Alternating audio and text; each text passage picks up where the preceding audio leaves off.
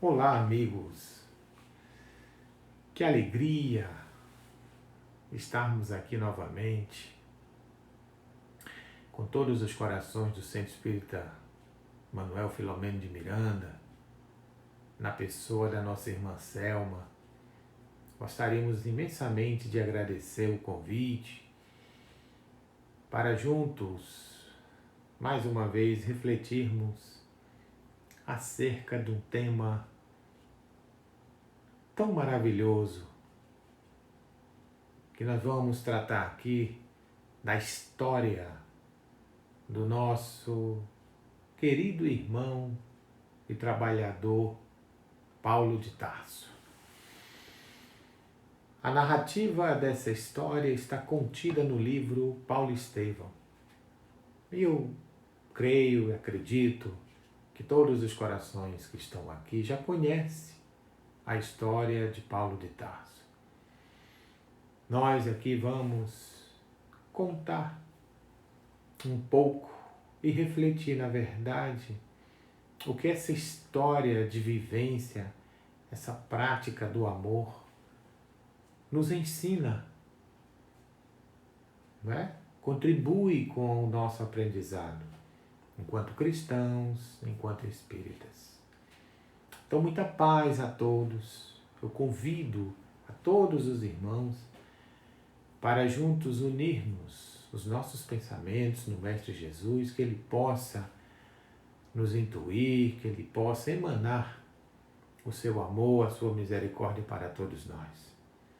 E antes da gente iniciar as nossas reflexões, vamos elevar o nosso pensamento ao alto e agradecer a Jesus, nosso Mestre, por esta oportunidade bendita, Senhor, de estarmos reunidos em Teu nome.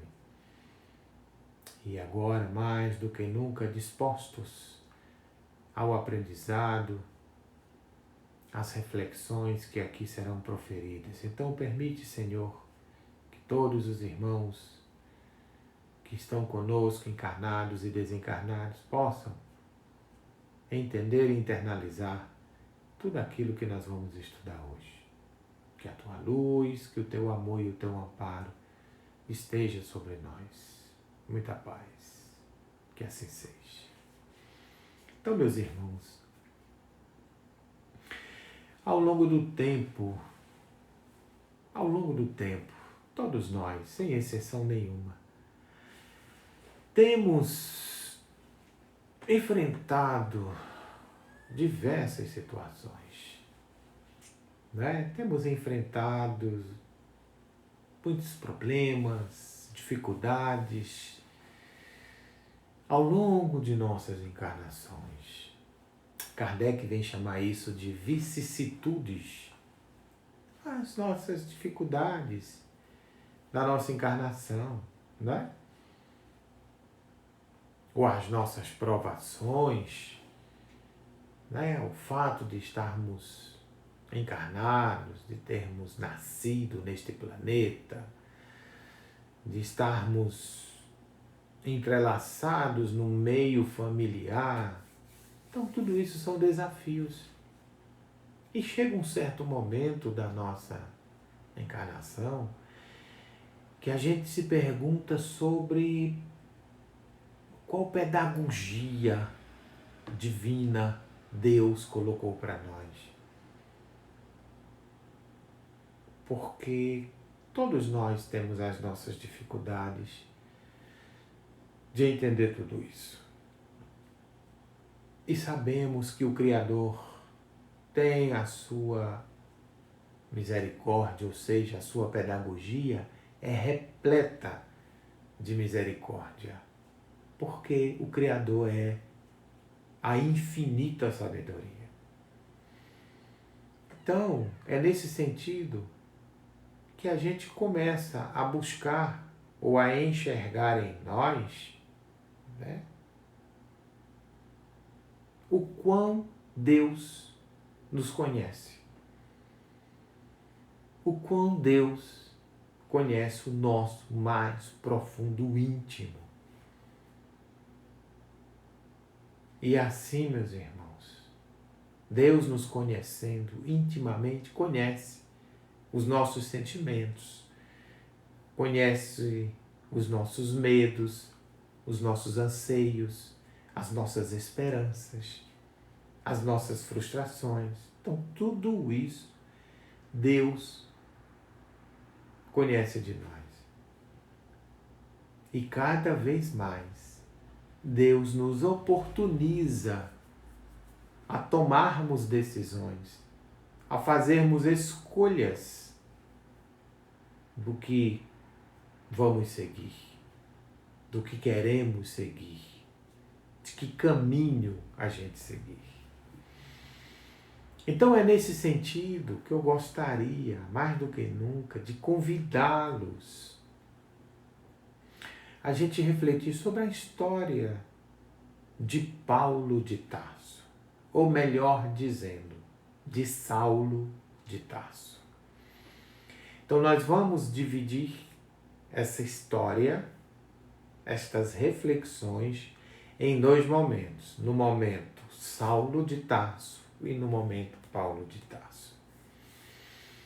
Então, primeiro, como eu falei antes, essa história está narrada no livro Paulo e Estevão, pelo Espírito Emmanuel, psicografado por Francisco Cândido Xavier.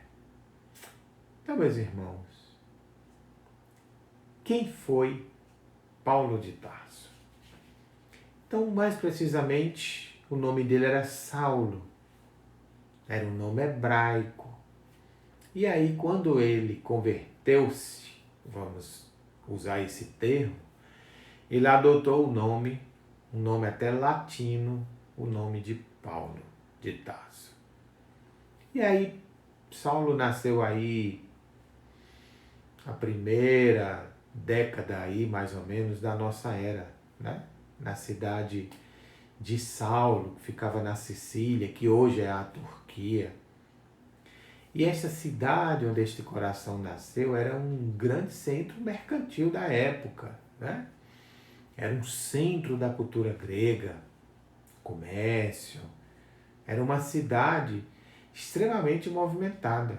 Tarso era conhecida como a cidade universitária por ali naquela região. Então era uma cidade muito falada, muito frequentada, e Saulo ali nasceu, ali residia. Embora o Saulo fosse judeu, ele tinha uma cidadania romana. E por que eu estou dizendo isso? Porque eu estou enfatizando essa cidadania romana, porque em algum momento nós vamos precisar dessa informação lá na frente na nossa história. E por ser Saulo cidadão romano, ele tinha alguns privilégios. O primeiro privilégio de um cidadão romano naquela época era a garantia do julgamento perante César. Ou seja, ele poderia exigir ser julgado perante o imperador. Ele poderia, por ele ser um cidadão romano. Segundo, ele tinha um tipo de imunidade aos açoites. Se ele fosse preso, né, ele não poderia ser açoitado. E, por fim, e também não menos importante, melhor dizendo, de uma importância muito grande, o cidadão romano ele não poderia ser crucificado. Então, essas três condições que nós falamos, caberia àquele que tinha ou que possuía a cidadania romana.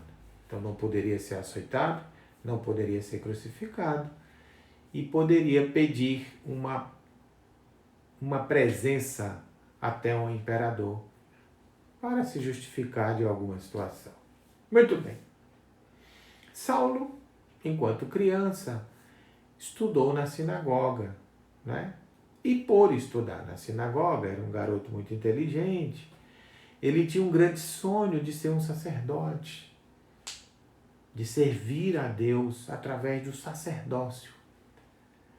E também isso lhe enchia de vontade, de desejo, porque ele tinha essa vontade de estar à frente, ou seja, de ser um doutor da lei. Como ele via os outros doutores da lei, ele dizia para ele mesmo: um dia eu quero ser um doutor da lei. Então, quais eram os planos de Saulo? Mais ou menos aí aos 30 anos de idade, né, ele estudou e retornou. Foi para Jerusalém e retornou para Tarso, para lá constituir a sua família, porque ele já namorava uma garota chamada Abigail. Abigail, uma jovem muito bonita, beirando aí seus quase 20 anos, era a mulher que Saulo pretendia se casar.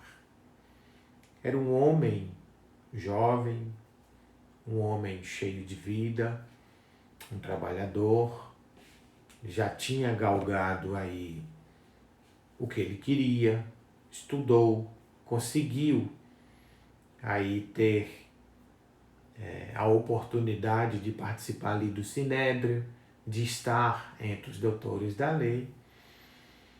Teve como instrutor o Gamaliel, era um instrutor dele, né? Um professor dele, e ele lá em Jerusalém estudou. E tinha um detalhe: Saulo, ele tinha fluência em grego, em latim e aramaico e hebraico. Então ele tinha fluência nesses 4 idiomas. Então estudou, né? Batalhou, se esforçou. E o Gamaliel sempre dizia para ele que para ele ser um sacerdote, para ele ser um doutor da lei, ele tinha que ter uma profissão. E ele foi aprender a ser tecelão. Então ele sabia, né, manusear lá a profissão de tecelão. Muito bem. Ele retornou para Tarso, né, e aí cheio de planos com a jovem Abigail. Em Tarso residiu um rapaz chamado Gesiel. Gesiel, ele tinha vindo de Corinto e residia em Tarso. Porque Tarso, como eu falei anteriormente, era uma cidade que tinha muitas oportunidades. E Gesiel também estudou, né? Era um jovem, inteligente, estudou, era um fiel estudante da Torá, né? Do Evangelho, vamos dizer assim. E Gesiel, na época, se encantou por Jesus Cristo. Nessa época, Cristo já tinha sido crucificado e tal, e ficou aí os seus seguidores. E Gesiel, mais conhecido como Estevão, se encantou e foi residir na Casa do Caminho. Lá ele uniu-se com Pedro, Tiago, Levi, entre outros, para juntos trabalharem em prol da doutrina do Cristo. Fazia seus trabalhos e o Gesiel se destacava porque ele tinha uma oratória muito boa. Então ele falava em público, ele pregava a palavra do Cristo muito bem. Bom, a partir daí, Saulo, já como praticamente aí um doutor da lei, ouvia falar sobre os cristãos, né? Sobre esse novo rumo que estaria dando na história acerca do Evangelho, e ele não gostou. E ele foi ter acesso a todas essas informações no Sinédrio, e o Sinédrio deu essa, como se diz, carta branca para Saulo atuar contra, né, esses cristãos, ou como eles diziam na época, contra o advento dessa nova seita, que seria o cristianismo. Então, nesse sentido, Saulo foi até a casa do caminho conhecer aquela situação toda, conhecer os trabalhos. E chegando lá, né, ele conheceu, se deparou com Gesiel, com Estevão. E aí não gostou muito, então tiveram aí alguns entraves, e Saulo retorna para Jerusalém para, passar um relatório lá na sinagoga do que tinha visto lá na casa do caminho.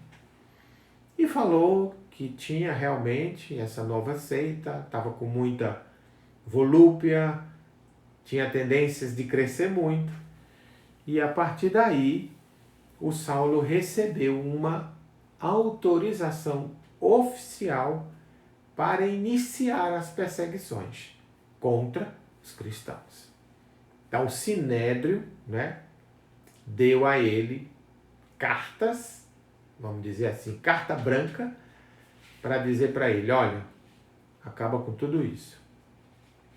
E Saulo, na ânsia de querer mostrar e de ter a certeza que estaria cumprindo com o propósito de Deus, como ele era um defensor da Torá, de tudo aquilo que ele estudou, de tudo aquilo que ele aprendeu, ele era fiel. Ele dizia, eu vou até onde eu posso ir para exterminar essa seita. E a partir daí, ele iniciou as primeiras perseguições. Bom, o seu objetivo principal era prender e exterminar aqueles que se diziam seguidores de Jesus.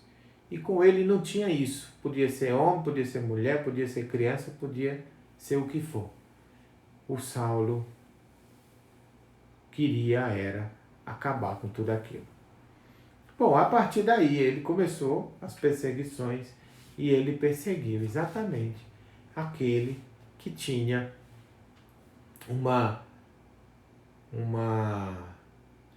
ele tinha uma certa eloquência nas suas palavras, um convencimento, um poder de persuasão muito grande, que era Estevão, quando proferia os ensinamentos de Jesus.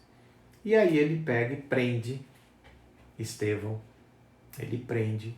leva Estevão para Jerusalém para ser apedrejado. Importante ressaltar, meus irmãos, que estamos contando essa história aqui de forma bem resumida, tá? O livro é o livro. Então Estevão, melhor dizendo, Saulo pega Estevão, prende, leva e marca o seu apedrejamento. Nesse ínterim, ele convida Abigail para ir assistir este apedrejamento. Até porque era um ato normal as pessoas irem assistir o apedrejamento do outro, a morte, a sentença de morte do outro. E Abigail, não quero assistir aquilo, tal. E o Saulo, era um momento muito importante para a carreira dele de sinedrista, de sacerdote, né, de doutor da lei, cometer aquele ato, porque era, digamos assim, era bater o martelo daquele que viria a ser o doutor da lei. Ele precisava desse evento todo. E aí Abigail retruncou, não queria ir, mas acabou indo e disse assim, eu vou, mas não participo do evento. Fica em tal lugar, você vai lá, faz seu evento, e depois a gente... Mas, insistindo para lá, insiste para cá, uma amiga até que estava com ela, convidou para ir e acabaram indo.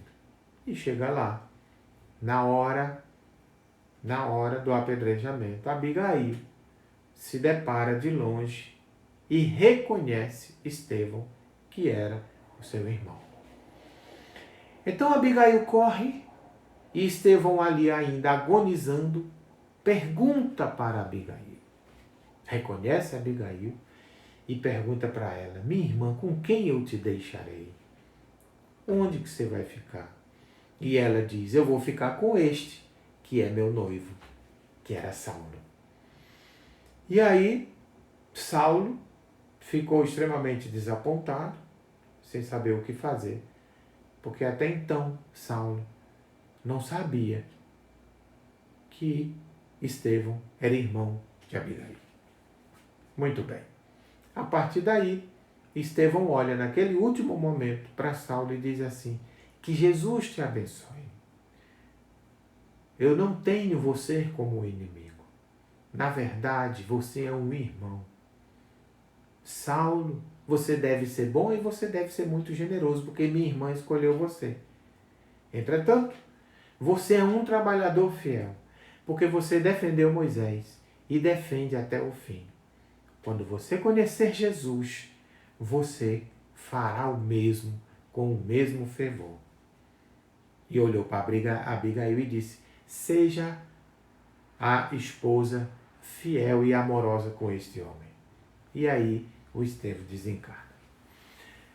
Meus irmãos, e a gente faz uma pequena reflexão sobre tudo isso. Quem imaginaria, jamais Saulo imaginaria nos seus pensamentos, que a sua noiva, Abigail, uma jovem belíssima, que ele era apaixonado, poderia ser a irmã daquele que ele iria matar, exterminar. Imagina isso. E aí, aconteceu. Bom, fica desapontado, mas enfim. Eles se gostavam, se amavam e continuaram. Um belo dia, Abigail chega para Saulo e diz: Saulo, ontem eu tive um sonho e eu gostaria de compartilhar com você. E ela falou: bom, eu tenho 2 recados para você. O primeiro recado é que Estevão disse que o Cristo te ama muito. Jesus te ama muito. E o segundo recado que eu tenho para te dar é que Estevão me disse que eu vou ser acometida de uma doença. Eu vou adoecer e possivelmente eu não estarei mais com você. Saulo jamais poderia imaginar esses 2 recados. Primeiro, que Jesus o amava. Como que Jesus vai amar ou me amar se eu persigo, se eu mato, se eu extermino? Um homem com uma virilidade muito grande, um homem temido por ser aquele homem carrasco, apesar de novo, ser frio, ser severo, ser um grande estrategista, articulador.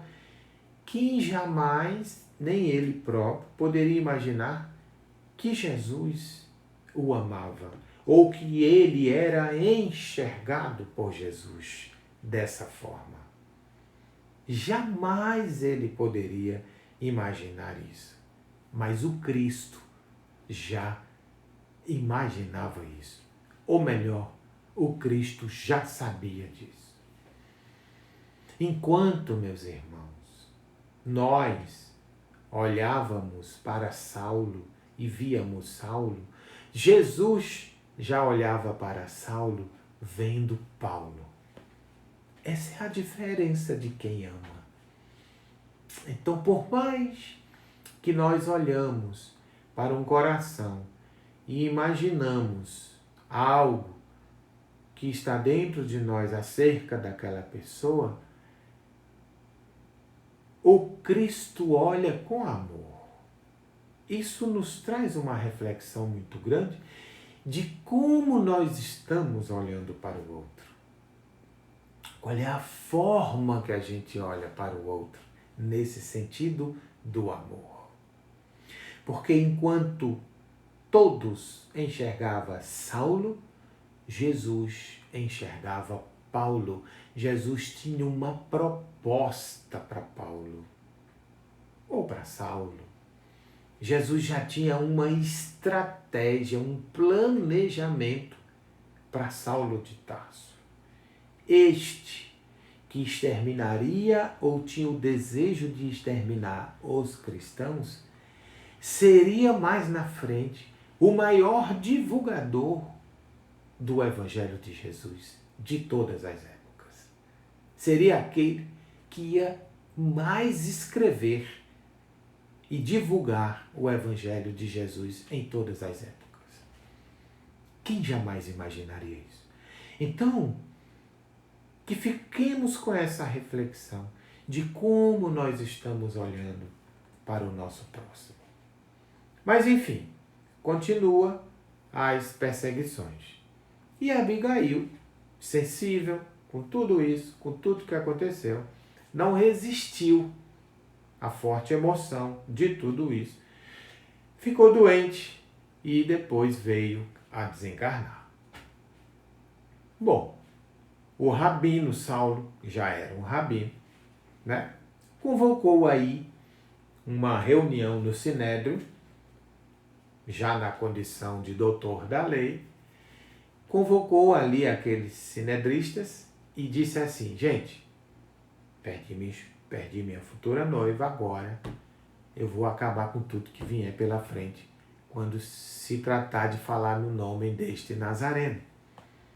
Eu vou exterminar tudo.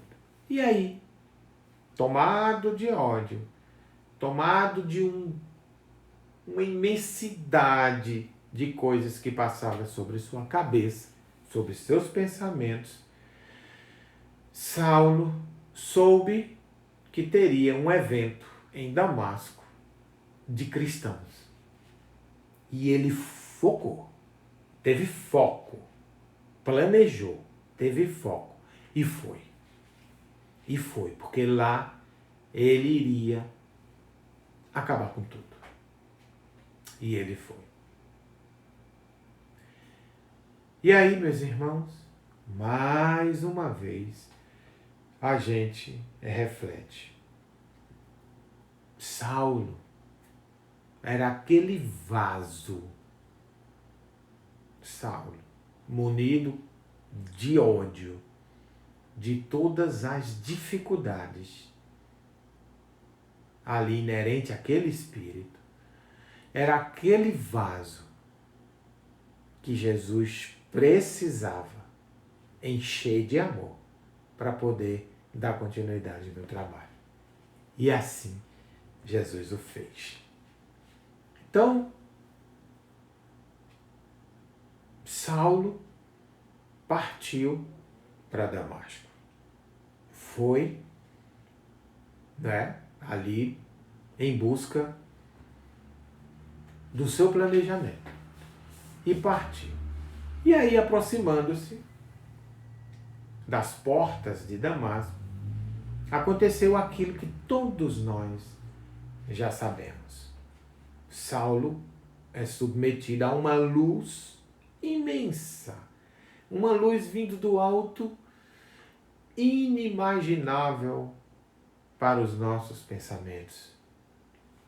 O raio de luz que estaria ali na frente de Saulo. E aí, Saulo ouve uma voz que diz assim: Saulo, Saulo, por que me persegues? E ele, assustado, muito assustado com aquela luz, ofuscado pela luz, pergunta: mas quem é você? Quem é que está aí? E o Cristo categoricamente responde: sou eu, Jesus, a quem você tanto persegue. E aí, Saulo, e ainda o Cristo ainda diz assim: duro é para ti recalcitrar contra os aguilhões, ou seja, é você querer ir contra aquilo que já está determinado.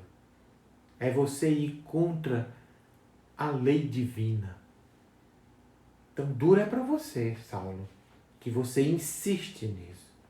E aí, Saulo contempla aquela luz, o excelso mestre, a luz divina. E aí, eu queria trazer uma mensagem que está no capítulo de João, evangelista João, capítulo 8, versículo 12, quando ele vem dizer assim: eu sou a luz do mundo, quem me segue nunca andará nas trevas. Então Saulo se depara com aquela luz e fica irradiado. E aí, meu irmão, vocês há de convir conosco, comigo e com todos. Quem conhece Jesus jamais pode continuar sendo a mesma pessoa. Quando você conhece o Cristo, e Saulo conheceu tete a tete, você não pode ser a mesma pessoa. Assim aconteceu com Públio Lentulus, quando conheceu Jesus. No livro que está narrado, quando Públio Lentulus, que era uma das encarnações do Espírito Emmanuel, se deparou frente a frente com Jesus, ele ajoelhou-se. E o Cristo não pediu para ele ajoelhar. Ele se deparou frente a frente com Jesus. Ele ajoelhou-se. Foi assim que João Batista, aquele profeta, quando se deparou frente a frente com Cristo, ajoelhou-se. Porque nós não conseguimos ser a mesma pessoa quando a gente se encontra com o Cristo.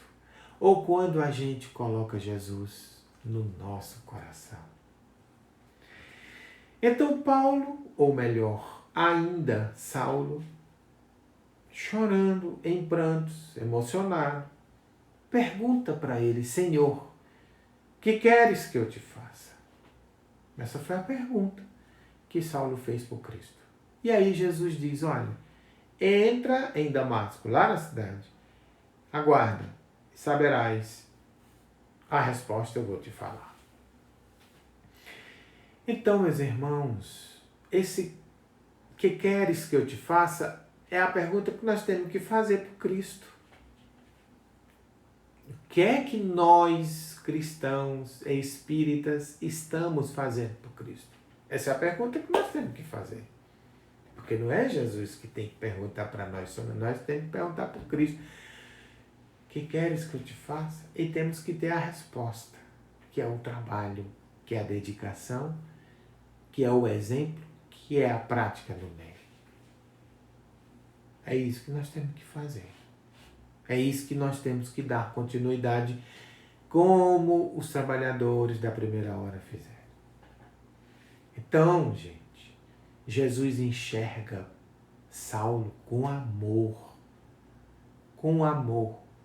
Jesus é capaz de enxergar o íntimo de nós, a centelha que nós temos em nós, essa centelha divina. Então, Jesus diz a Paulo assim, que naquele momento ele iria ficar cego. E que para ele poder enxergar a verdadeira vida a partir daquele momento, ele iria ter que ficar cego. Olha que situação. Para você enxergar, eu vou te deixar cego durante um período. E foi aí que 3 dias de cegueira corporal, Saulo conseguiu enxergar tudo da vida dele. O que ele tinha conseguido até ali, até aquele momento. E aí se viu abandonado.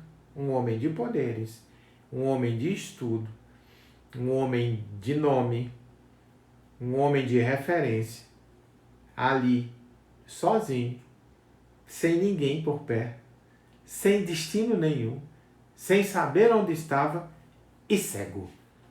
Foi aí que Saulo percebeu que era o momento da mudança. E aí eu quero deixar a reflexão com vocês. Quando é que nós vamos enxergar isso em nós? Já enxergamos? Já estamos enxergando? Ou precisamos ainda enxergar? Mas para isso, teremos que ficar na cegueira? Ou será que não já está na hora de nós abrirmos os olhos e o coração para o Cristo? Fica a reflexão. Bom, aparece um rapaz chamado Ananias, era um dos trabalhadores do Cristo lá em Damasco, que era um dos organizadores do evento lá. E aparece, se identifica e diz assim, olha, eu sou Ananias, o Cristo me mandou vir aqui para receber você. E a gente, a partir de agora, a gente traçar algumas estratégias. Para isso, quero que você se concentre, fique quietinho, que nós vamos resolver um negócio aqui. E aí ele coloca as mãos sobre os olhos de Saulo, faz um passe e ali Saulo volta a enxergar com os olhos físicos, né? Fisicamente falando. Então Ananias falou para ele, contou para ele, ministrou para ele todo o beabá da Boa Nova, do que o cristianismo, do que os seguidores de Jesus, ou a forma como se trabalhar. E aí partiram para uma cidade chamada Palmira, né? Que era uma cidade no deserto. E aí ele teve a oportunidade, Saulo, de se encontrar com aquele que foi o professor dele, já bem mais velho, o Gamaliel. E foi aí que Gamaliel, né, deu uns conselhos para Saulo e Saulo teve a oportunidade depois de vir a conhecer, na sua primeira viagem, ele conheceu Pedro, Tiago, João, todos os trabalhadores ali que estiveram com Jesus. Ainda muito desconfiados, mas aceitaram. Por quê? Porque entre eles e Saulo apareceu uma figura, um fiel trabalhador do Cristo, chamado Barnabé, que veio apresentar Saulo a todos os cristãos ali que tinham muita desconfiança. Então iniciou-se aí uma série de viagens, de 4 viagens, né, que foram feitas, que Saulo fez 4 viagens, né, e a partir foi nessa primeira viagem que Saulo foi logo ali meio que batizado e mudou o nome, né, de Saulo para Paulo de Tarso. Mas mesmo assim, ele ficou ali um tempo, né, recolhido, e teve a oportunidade até de conhecer Lucas, e foi a partir desse momento que Lucas começou a conversar com Saulo, ou com Paulo, já Paulo convertido, vamos dizer assim, acerca do Evangelho de Jesus e das diretrizes que iriam ser tomadas. Bom, na segunda viagem, ele reencontrou Lucas, e aí começaram a percorrer, né, aquelas cidades que a gente já conhece, e Paulo começou a escrever as suas cartas. Aonde ele ia, na cidade ele deixava as suas cartas. Mas Paulo ainda tinha um sonho de ir para Atenas, e tinha um sonho de pregar ali numa daquelas sinagogas ali em Atenas, né, uma metrópole extremamente intelectual, que era a cidade de Atenas, muito filósofo, só que não deram muita atenção para ele, não. Ele ficou muito frustrado com isso, né? E a vida vai ensinando. O Cristo disse isso para ele: você vai aprender com as dificuldades da vida. É o que você vai aprender.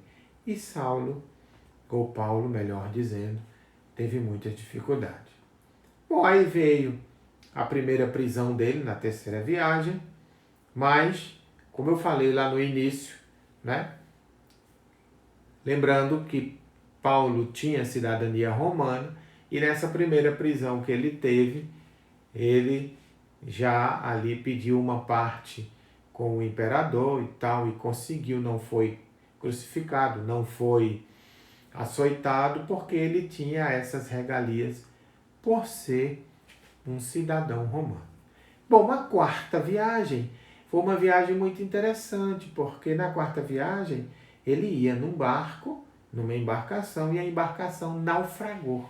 E nesse naufrágio aí, tinha muitos presos, tinha muitos presidiários que estavam se deslocando para Roma, para ficarem presos em Roma, e foi aí que Paulo aproveitou a oportunidade para meio que evangelizar aqueles presos ali, mesmo naufragado. Foram mais ou menos aí uns 14, 15 dias que eles passaram navegando sem destino, sem saber para onde iam, porque estavam à deriva, né? E Paulo não perdeu a oportunidade de divulgar o Evangelho do Cristo. E aí, mais uma vez, eu trago a reflexão. E nós? O que é que nós estamos fazendo acerca do Evangelho do Mestre? Né? O que é que nós estamos fazendo com as nossas dificuldades? Porque eles tinham todas as dificuldades que tinha naquele momento. Fome, sede, viajavam a pé, andavam muito para poder divulgar o Evangelho. E nós, né? Nós que estamos na seara do Cristo, estamos mesmo de coração praticando o Evangelho de coração? E por mais que passamos por tudo isto, nós estamos felizes? Estamos bem? Estamos reclamando quais adversidades da vida, quais situações da vida, quais vicissitudes da vida? Como que você, nesse momento, se vê como cristão, como divulgador do Evangelho? Como que você se vê como responsável de uma casa espírita no trabalho do Cristo? Nós temos nossos sofrimentos. Nossos sofrimentos nos tira do trabalho. Nós arranjamos desculpa por alguma situação para fugirmos do trabalho, do nosso compromisso que nós dissemos lá atrás. Então, meus irmãos, essa história de Paulo, né? Este exemplo de vida vai nos permitir, né? A gente ter a oportunidade de, com esses exemplos, entendermos qual é o nosso papel. Porque o Cristo mesmo nos dizia, Jesus trouxe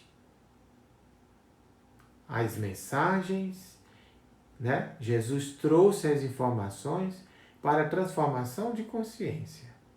E a doutrina espírita vem reforçar isso, para que nós possamos contemplar a oportunidade maravilhosa que nós estamos tendo agora acerca desta oportunidade de já termos a doutrina espírita como projeto de vida para a nossa encarnação. Né? Nós já temos esta consciência de termos a doutrina espírita como caminho, né? Do Evangelho do Cristo é o caminho, e eu vou seguir ele à luz da doutrina espírita.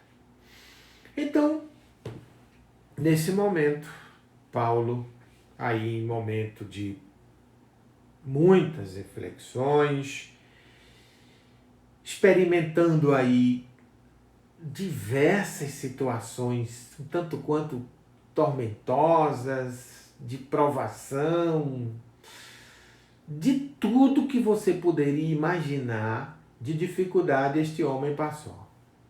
Ele e os demais. Ele e os demais. Fome, frio, sede, tudo isso com um propósito. É por isso que Estevão, quando estava desencarnando, disse para ele,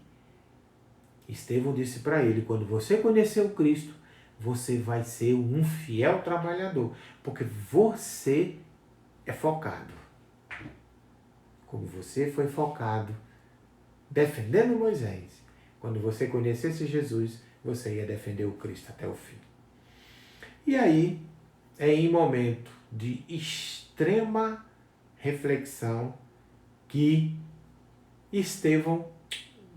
Paulo dorme e tem um sonho com Abigail e Estevão. E nesse sonho, Paulo questiona Abigail e Estevão e diz assim, primeira pergunta que ele faz: o que fazer para eu adquirir a compreensão perfeita dos desígnios do Cristo? E aí eles respondem para ele: ama. Se você quer adquirir a compreensão dos desígnios de Jesus, ame. Ok. Segunda pergunta que ele faz: como fazer para que a alma alcance tão elevada expressão e esforço com Jesus Cristo? Como fazer com que minha alma, com que meu espírito alcance, como eu, espírito, alcance essa elevação?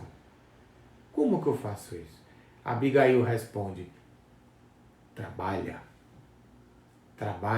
te esforça, segue. Ele diz: ok, mas que providência eu vou tomar com aquele desânimo que surgir? Principalmente quando eu não conseguir alguma coisa que eu anseio tanto, que é o entendimento das pessoas. Aí eles respondem: espera, calma, espera, porque não tem outra coisa. Espera. E ele diz: ok, e como é que eu posso conciliar essas lições do Evangelho com tanta indiferença da humanidade? Como que eu faço? Porque eu não vou desistir. Mas como é que eu faço? Porque para onde eu vou tem indiferença. Aonde eu vou não sou ouvido. Aonde eu vou desdenham de mim. Me chamam disso, me chamam daquilo. O que é que eu faço para que esses corações entendam todo esse projeto? E eles responderam: perdoa.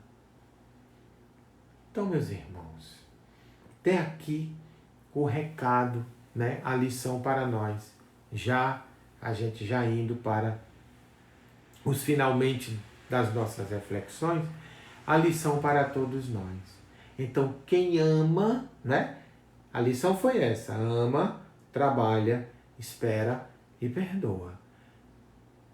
Estevão e Abigail respondeu a Paulo com essas 4 palavrinhas: ama, trabalha, espera e perdoa. Meus irmãos, quem ama vai compreender. Quem trabalha se equilibra. Quem espera confia. E quem perdoa se liberta. Esta é a mensagem, né, que a gente traz acerca dessas reflexões, desses ensinamentos, deste apóstolo, desse trabalhador, deste fiel e dedicado trabalhador que é Paulo de Tarso. Paulo, este fiel trabalhador, é responsável por escrever 14 cartas. E nós sabemos que cada carta dessa tem os seus capítulos. Então ele escreveu uma carta aos Romanos, ele escreveu 2 cartas aos Coríntios, uma carta aos Gálatas, uma aos Efésios, uma aos Filipenses, uma aos Colossenses, 2 aos Tessalonicenses, 2 a Timóteo, uma a Tito, uma a Fílemon e uma aos Hebreus. Então, 14 cartas E dentro dessas cartas, cada uma com a sua infinidade de capítulos.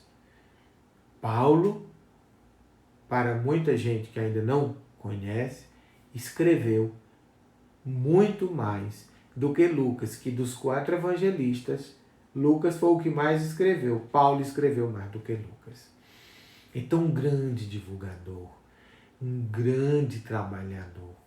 E para a gente finalizar, eu queria deixar essa mensagem que para mim é uma mensagem que eu tenho como cabeceira. É uma mensagem que fala de amor, que está na primeira carta aos Coríntios, em seu capítulo 13, e que também todo mundo conhece. Ainda que eu falasse a língua dos homens e dos anjos, e se eu não tivesse amor, seria como um metal que soa ou como um sino que tine. E ainda que tivesse o dom da profecia e conhecesse todos os mistérios e toda a ciência, e ainda que eu tivesse toda a fé, de maneira tal que eu transportasse os montes e eu não tivesse amor, nada seria. E ainda que eu distribuísse toda a minha fortuna para sustento de todos os pobres, e ainda que eu entregasse o meu corpo para ser queimado, e não tivesse amor, nada disso me aproveitaria. O amor é sofredor. O amor é benigno. O amor não é invejoso. O amor não trata com leviandade. O amor não se ensoberbece. Não se porta com a indecência. Não busca os seus interesses. O amor não se irrita, não suspeita mal. Não folga com a injustiça, mas folga com a verdade. O amor tudo sofre, tudo crê, tudo espera, o amor tudo suporta. O amor nunca falha, mas havendo profecias, serão aniquiladas, havendo línguas, cessarão, havendo ciência, desaparecerá. Porque em parte conhecemos e em parte profetizamos. Mas quando vier o que é perfeito, então o que é parte será aniquilado. Quando eu era menino, eu falava como menino, eu sentia como menino, eu discorria como menino. Mas logo que eu cheguei a ser homem, eu acabei com as coisas de menino. Porque agora vemos por espelho em enigma, mas então veremos face a face. Agora conheço em parte, mas então conhecerei também e sou conhecido. Agora, pois, permanecem a fé, a esperança e o amor. E destes 3, o maior destes é o amor. Então, meus irmãos, que essa mensagem singela, através dessa história belíssima, desse exemplo maravilhoso, fica para todos vocês do Centro Espírita Manuel Filomeno de Miranda. Nós estamos iniciando um ano de muita esperança, um ano que para nós vai ser um ano maravilhoso, apesar de todos os anos são maravilhosos, porque nós não temos nada para reclamar. Nós só temos para agradecer. Então eu desejo a todos vocês um ano novo de muito amor, de muita paz, de muita luz, de muito trabalho, mas, sobretudo, de muito amor, de muita reflexão, de muita resignação, de muita esperança, de muita paz, que possamos todos estarmos felizes, cada um na sua condição, cada um da sua forma, cada um com o seu modo de pensar, mas cada um no caminho de Jesus, porque é através deste caminho que nós vamos alcançar a verdadeira felicidade. Porque o Cristo disse que ele seria e é o caminho, a verdade e a vida. Então, meus irmãos, como o próprio Paulo dizia, o amor constrange. E por que o amor constrange? Porque amar é amar. Você imagina, você faz algo por alguém e alguém rebate para você com o amor. Você faz de novo e alguém te ama. Você faz, alguém te ama. Você faz, alguém te ama. Você fica constrangido. É nesse sentido que Paulo dizia que o amor é constrangedor. Não é? Imagina aqueles que feriram Jesus no momento da crucificação, o quanto ficaram constrangidos. Porque naqueles momentos de maior inlucidez de todos aqueles, Jesus olhava para eles e dizia: Pai, perdoa. Eles não estão sabendo o que estão fazendo. Isso é constrangedor. Então o amor é isso. O amor transforma. O amor revela para nós aquilo de mais bonito que está dentro de nós. Porque nós somos essa centelha divina. Então é com esse amor que eu desejo a todos vocês um feliz ano novo e gratidão. Me perdoem pelas falhas na história, mas eu fiz com muito amor, com muita dedicação para todos vocês. Gratidão pelo convite e muita paz, e fiquem com Deus. Muita paz.